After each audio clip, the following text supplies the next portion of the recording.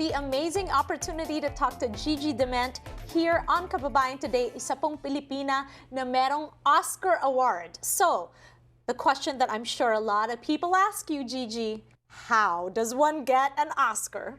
I can't even answer that question. We never set out to win an Oscar.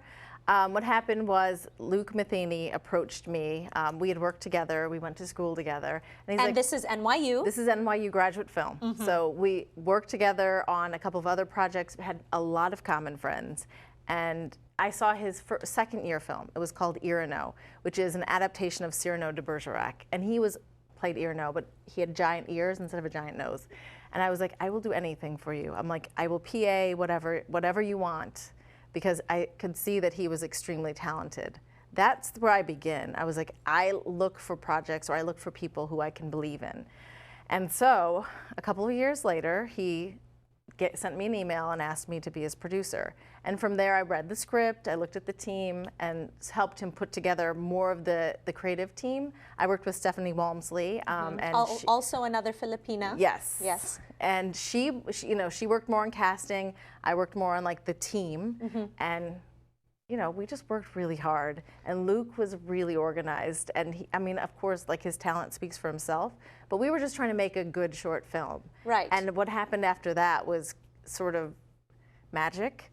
I can't answer the question how do you start out and make an Academy Award-winning film? You don't. I'm like, you start out with a great script, just like any other project. Yeah, so it always starts with a story. It does. It starts with a story, and then it starts with who's going to tell that story and how you tell the story. And then and as the producer, you get to have the dialogue of how to tell the story. But what you are mostly is you have the director's back. You want to make sure that you understand his vision and you understand all the obstacles in the way that can get into the way, how to keep that clear, mm-hmm. and how to keep him on track, and then also how to put together the best team to realize and grow his dream. So that's where it started. I think Luke said what he wanted to do was win the Screenwriting Award at NYU. We have our own film festival called the First Run Film Festival. That's what he set out to do. He won the Screenwriting Award and everything else. I know. Okay, so talk to me about going to the Academy Awards. How was that experience like? Well, I always say the best part of going to the Academy Awards was the support of the Filipino community in LA. I'd never met anybody really. I mean, I knew some people who were from LA, but now in New York.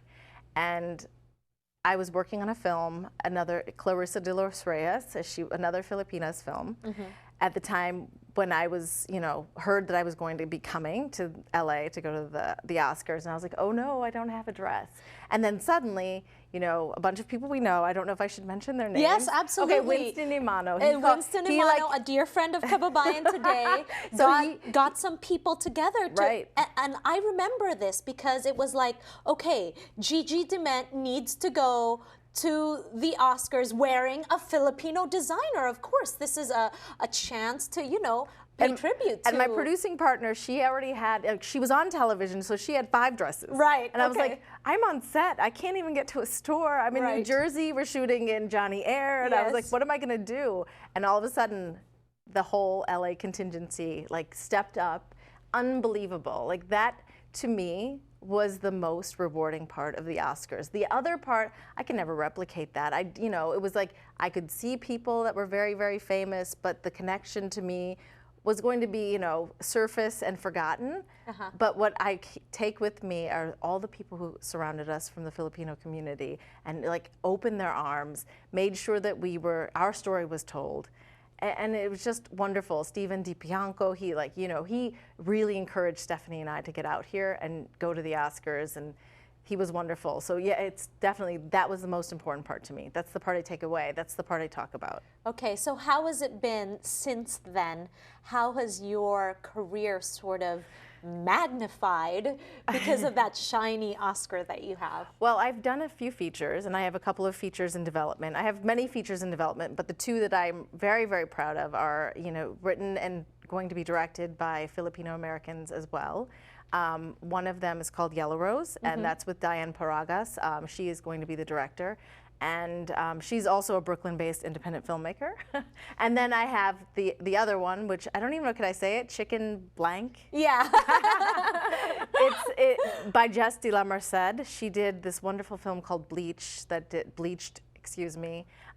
very well in all of the Asian American film festivals. But both of those films I'm super excited about. So you're working with a lot of our Filipino community. Is that intentional?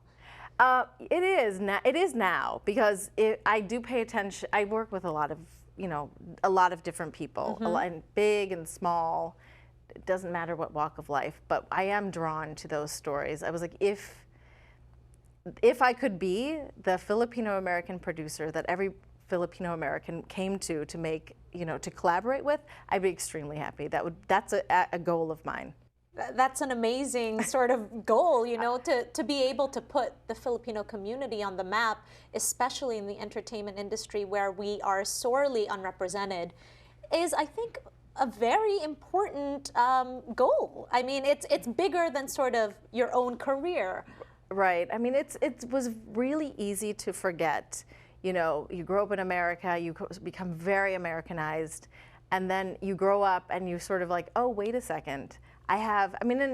Because I grew up in a Filipino household, it didn't dawn on me that I was being either overly American or overly Filipino. But after the Oscar, after the support, I was like, this is actually going to become a goal of mine. I am lucky. I have 3 wonderful Filipino-American women that I get to choose from, or I get to be collaborative with, and I'm very honored for that. All right, and I know that you're here to share some really good news with our kababayans. When we return, Gigi is going to be talking about Yellow Rose, her next project, where she's actually looking for a Filipina actress. You want to know about this so that you can spread the word to the community. We'll be right back.